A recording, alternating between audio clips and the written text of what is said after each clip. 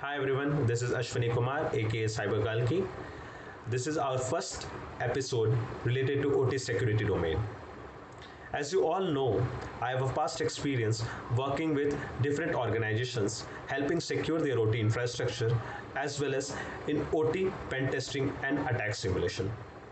However, when I was working on few of the OT specific architecture, I basically got an idea that there are large amount of people who do not have basic idea as how OT network are layered and what are the basic gaps and what is the exactly the ideal secure architecture mixing IT to OT convergence. So here is the first episode where I'm going to delve deep into a typical network architecture and then we will jump into a more secured recommended network architecture. So let's start. So as you all can see, a network diagram present on the screen. Before we start explaining each and every components within this network diagram, we have to understand common architectural zones ranging IT OT convergence. So in order to create a layered defense, an organization must have a clear understanding of how all the technology fits together and where all the interconnectivity resides. Dividing common control system architectures into zones and creating clear boundaries will help the organization to make more secure layered defense approach. Understanding how to achieve network segmentation is vital, and the best methodologies for segmenting networks within and around control system environments is only possible when you understand the different devices, components and the architectural constraints that you have within organization. So let's start with the top to bottom down approach. Here the enterprise security zone comes first. As you can see, the enterprise security zones covers DMZ enterprise network as well as site business planning and logistics network, which is layer 5 and layer 4. So let's talk about enterprise security zone at first. Here all the connectivity to IT network from OT happens on this layer.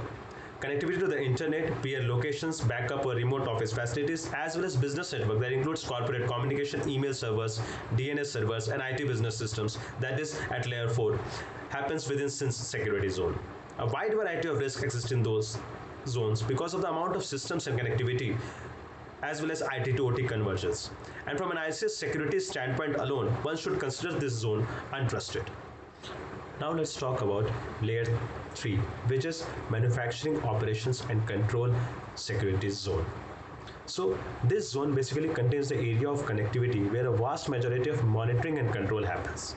It is actually the control area for the continuity and management of a operational network.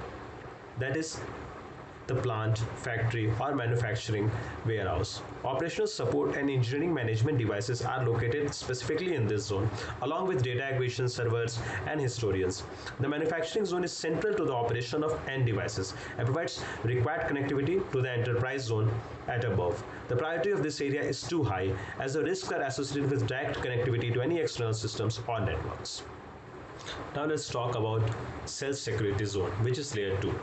This zone contains systems used for local or remote area control. This is the zone which directly communicate with layer 1 PLC, HMIs or layer 0, which in turn communicate for actuators and sensors. The priority of these zones is too high, as these are the areas where control functions affect the physical end devices operations. In a modern control system network, this device will likely have TCP/IP and other common protocols. It also may include SIS, which is safety instrumented systems.